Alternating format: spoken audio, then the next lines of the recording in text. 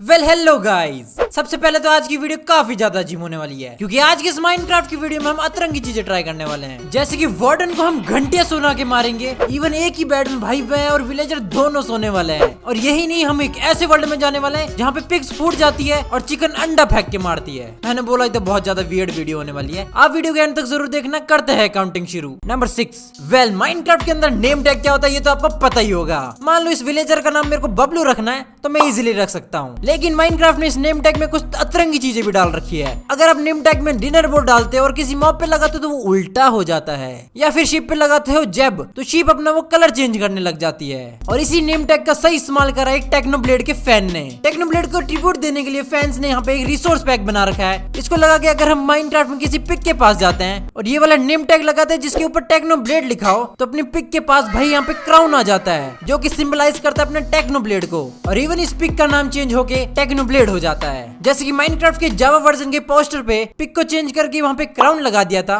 कुछ इसी प्रकार से यहाँ पे नेम टैग लगा के यहाँ पे पिक को टेक्नोब्लेड बना दिया गया है। और इवन आपको एक फैक्ट की बात बताता हूँ, माइनक्राफ्ट की टाइटल स्क्रीन में कभी कभी आपको टेक्नोब्लेड्स नेवर डाई भी आपको देखने के लिए मिल जाएगा, जो कि अगेन टेक्नोब्लेड की ट्रिब्यूट देने के लिए माइनक्राफ्ट के फैंस ने उनके लिए करवाया है। वैसे इसमें वियर्ड कुछ नहीं था, ये तो बहुत ज्यादा एक एपिक चीज थी। एंड एक और एपिक चीज यहाँ पे ट्राई करते हैं, क्या होगा अगर हम जेब वाली शिप को और डिनर बोन वाली शिप को ब्रीड करवा दे। क्या एक ऐसी बेबी शीप आ जाएगी जो कि उल्टी होगी और उसका कलर भी चेंज हो रहा होगा। ट्राई करते हैं। नहीं, ये तो बिल्कुल नॉर्मल है, इसलिए मैंने इस वीडियो का नाम वियर्ड थिंग्स रखा है। इतनी अजीब चीजें जो हम ट्राई कर रहे हैं। नंबर 5। सो ये बात तो आपको पता ही होगी कि माइनक्राफ्ट की ग्राफिक्स कुछ ज्यादा ही बेकार है। अगर मैं अपने किसी फ्रेंड को बोलता हूँ कि माइनक्राफ्ट खेल ले, वैसे ऐसा कोई मेरा फ्रेंड है नहीं, लेकिन फिर भी अगर मैं बोलता हूँ तो इस गेम को देखते ही सबसे पहले बोलते हैं भाई ये कैसी ग्राफिक्स है। एंड एक हिसाब से वो भाई सही बोल रहा है, इस गेम की ग्राफिक्स तो घटिया है ही, साथ में इस गेम में भाई फिजिक्स है ही नहीं बिल्कुल भी। अगर हम पेड़ को काटते तो भाई वो हवा में रह जाता है। How is this possible? और कोई भी ब्लॉक्स वगैरह माइन करते हैं वो भी हवा में रह जाते हैं। How is this possible? वैसे माइनक्राफ्ट की फिजिक्स को सुधारने के लिए यहाँ पे हमारे पास एक मॉड तो है जो कि बहुत ज्यादा अजीब सा है। माइनक्राफ्ट के अंदर अजीब सी फिजिक्स डाल देता है। अगर हम किसी पेड़ को तोड़ते हैं तो भाई पूरा पेड़ ही एकदम मस्त तरीके से नीचे आ जाता है। किसी ब्लॉक को तोड़ते हैं वो भी भाई एकदम मस्त तरीके से टूट जाता है। इवन यहाँ पे अगर हम स्नो बॉल्स फेंकते हैं वो भी एकदम रियलिस्टिकली जाते हैं। और इवन इस वाले मोड में तो भाई असली वाला स्मोक भी है, ऐसा लग रहा है मेरी स्क्रीन में आग लग चुकी है। और स्नो तो भाई सब बहुत ही ज्यादा एपिक हो जाती है, एकदम रियल वाली। इस वाले मोड को डालने के बाद जरा पानी को देखो कैसे मस्त लहर रहा है ये। और मॉब्स को अगर मारते हैं तो भाई तो सारे पुर्जे अलग अलग हो जाते हैं मॉब्स के। नंबर 4। ये तो आपको पता है कि माइनक्राफ्ट में विलेजर कितने भोंदू होते हैं, लेकिन एक चीज में माइनक्राफ्ट में विलेजर हमसे भी आगे निकल जाते हैं, वो है सोना। स्लीपिंग की बात कर रहा हूँ मैं। अब आप पूछोगे वो कैसे भाई? तो ओवरवर्ल्ड में विलेजर इजीली सो जाते हैं, हम भी इजीली सो जाते हैं, उसमें क्या है। लेकिन नेदर के अंदर जाते हैं तो विलेजर तो इजीली सो सकते हैं, लेकिन अगर हम ट्राई करते तो भाई बेड फूट जाता है। अब चलते हैं हम सीधा एंड डायमेंशन में। यहाँ पे भी अगर हम बेड लगाते हैं तो भाई विलेजर आराम से सो सकता है। ऊपर ड्रैगन उठ रहा है और ये आराम से कैसा सो रहा है भाई, और हम सोते हैं तो धमाका हो जाता है।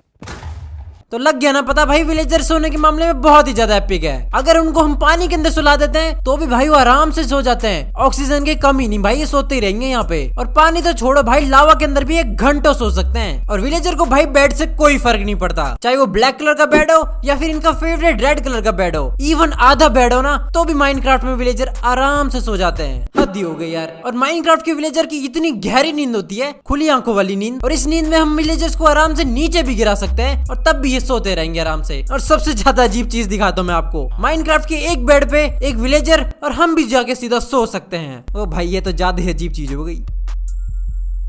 तीसरा नंबर। तो अपडेट 1.19 में अपना प्यारा मॉब वार्डन आ चुका है जो कि भाई कुछ ज्यादा ओवरपावर्ड है, हमें इजीली खत्म कर देता है। लेकिन आज मैं आपको बताने वाला कुछ इजी और थोड़े से वियर्ड तरीके इस वार्डन को मारने के लिए। ऐसे सिंपल या तगड़ा सा आर्मर पहन के चला जाओ, तगड़ी से स्वॉर्ड लेके चला जाओ और इसको इजीली मार दो। इसमें मजा नहीं है यार, वार्डन की बेइज्जती करके मारेंगे आज हम। सबसे पहले तरीके में हम अपने आयरन गोलम का यूज करने वाले हैं। अब आप सोच रहे होंगे कि यार वार्डन तो आयरन गोलम का 1 सेकंड में टकला फोड़ देता है, लेकिन यहाँ पे हम थोड़ा सा दिमाग लगाएंगे। हम अपने आयरन गोलम के पास खड़े रहेंगे जब तक वो पिटता रहेगा और उसको आयरन देते रहेंगे, और धीरे धीरे करके ऐसे हम वार्डन को इजीली खत्म कर सकते हैं। लेकिन अगर आपके पास आयरन नहीं है और आयरन गोलम आपको बनाना नहीं है तो सिंपल आप सस्ता जुगाड़ भी कर सकते हो। सिंपल कुछ इस टाइप का ट्रैप बनाओ, यहाँ पे ट्रैप डोर्स रख दो, और जैसे यहाँ पे वार्डन आके अंदर गिर जाएगा ऊपर से भाई ग्रेवल या फिर सैंड गिरा देना और आप थोड़ा सा दूर हो जाना। इस चीज में टाइम तो काफी ज्यादा लगेगा लेकिन वार्डन अपना बिल्कुल खत्म हो जाएगा। ये तो आपको पता है कि वार्डन को यार साउंड से कुछ ज्यादा ही दिक्कत होती है, इसलिए इस वाले मेथड में हम लगाने वाले बहुत बहुत सारी बेल। बहुत सारी से मेरा मतलब है कुछ ज्यादा घंटे लगा देंगे हम यहाँ पे, और फिर इनको रिपीट टेलीकास्ट पे बजाते रहेंगे। अब वार्डन को शायद ही समझ आएगा कि हम उसे मार रहे हैं। नंबर 2,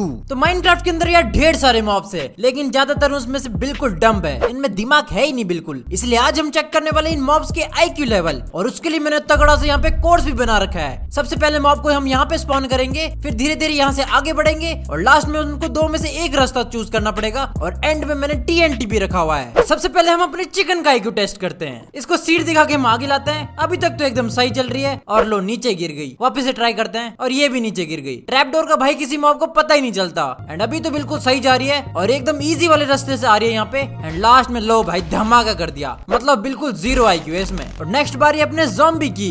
अभी तक बंदा बिल्कुल सही जा रहा है, और ट्रैप डोर से पहले ये भी नीचे गिर गया। ट्रैप डोर को भाई बंद करना ही पड़ेगा। अभी भी बिल्कुल सही जा रहा है टर्टल के एग फोड़ते हुए, और इसने भी बिल्कुल लास्ट में यही वाला रास्ता चुना, इजी वाला, और लो इसने भी धमाका कर दिया। इसमें भी बिल्कुल 0 IQ है। और नेक्स्ट पिगलिन का IQ टेस्ट करने के लिए हम नेदर आ चुके हैं, और यहाँ पर भी मैंने बहुत ज्यादा तगड़ा सा कोर्स बना दिया है, और लास्ट में मिलने वाले हमारे पिगलिन को बहुत सारा सोना। लेट्स गो, स्टार्टिंग यहाँ पे हो चुकी है। अरे भाई ये तो कुछ ज्यादा ही फास्ट जा रहा है। ड्रिप लीव्स को भी एकदम कंप्लीट कर दिया, क्या ही स्पीड है। और लो नीचे गिर गया। ये बिल्कुल जल्दबाजी से हुआ है, IQ का कोई लेना देना नहीं है इसमें। फिर से ट्राई करते हैं, देखते हैं ये लावा से बच पाएगा। अरे भाई बहुत ही बढ़िया, और इस बार तो एकदम पार्कोर करते हुआ जा रहा है। एंड फाइनली इसको यहाँ पे सोना मिल चुका है, और इसी बात पे पिगलिन को मिलते हैं पूरे 100 IQ पॉइंट्स। और अब बारी है आयरन गोलम और वार्डन की। तो ये तो आपको पता ही होगा कि आयरन गोलम को वार्डन इजीली मार देता है, लेकिन देखते हैं इनमें से ज्यादा दिमाग किसके पास है। तो यहाँ पे मैंने एक तगड़ा सा कोर्स बना रखा है, जिसमें छोटे छोटे विंडिकेटर खड़े रहेंगे, और देखते हैं कितने वार्डन या फिर कितने आयरन गोलम लगेंगे लास्ट तक पहुंचने में। सबसे पहले अपना आयरन गोलम की बारी। पहला टारगेट तो एकदम खत्म कर दिया। अब देखते यहाँ ये टिक पाएगा कि नहीं पाएगा। नीचे चला गया, लेकिन टारगेट को तो मार ही दिया। ओके, दूसरा वाला भी एकदम फुल स्पीड में निकल रहा है। भाई ये तो बहुत ज्यादा एपिक खेल रहा है, और फैंस पे भाई ये भी नीचे गिर चुका है। और फाइनली यहाँ पे थर्ड वाला ये पहुंच चुका है। अब देखते हैं वार्डन क्या करेगा। पहले ही टारगेट को यहाँ पे सोनिक बूम दे दिया, और खुद ही यहाँ पे ये नीचे गिर चुका है। और सेकंड वाले को तो भाई पता ही नहीं चल रहा कहाँ जाना है, इसकी जस्ट सामने तो खड़ा है। और फाइनली इसको पता चला, और ग्लास से अपना सेकंड वाला भी नीचे गिर चुका है। भाई एक्चुअल में वार्डन को पता ही नहीं चल रहा। अरे भाई इसको यहाँ थोड़ी ना जाना था। अब देखते हैं फोर्थ वाला यहाँ पे पहुंच पाएगा कि नहीं पहुंच पाएगा। फैंस पर तो काफी अच्छा चल रहा है। एंड फाइनली ये फोर्थ वाला तो पहुंच ही चुका है। तो पता चल ही चुका कि आयरन गोलम थोड़ा बहुत तो दिमाग वाला बंदा है। नंबर 1, तो माइनक्राफ्ट के अंदर आपने सादा वाला वर्ल्ड तो देखा ही होगा। काफी टाइम से यार हम इसी वर्ल्ड में खेल रहे हैं, और बिल्कुल बोर हो चुके हैं। और इसीलिए आज हम जाने वाले एक बहुत ही ज्यादा अतरंगी डायमेंशन में। इस वाले डायमेंशन में पहुंचते ही पूरा वर्ल्ड ब्लू कलर का हो जाता है। और यहाँ के पेड़ अगर आप नोटिस करोगे तो पत्तियां यहाँ पे नीचे लगी हुई है, और वुड लॉग्स यहाँ पे ऊपर लगे हुए हैं। वुड लॉग तोड़ने के लिए आपको पेड़ के ऊपर चढ़ना पड़ेगा। और ये वर्ल्ड सिर्फ दिखने में अजीब नहीं है,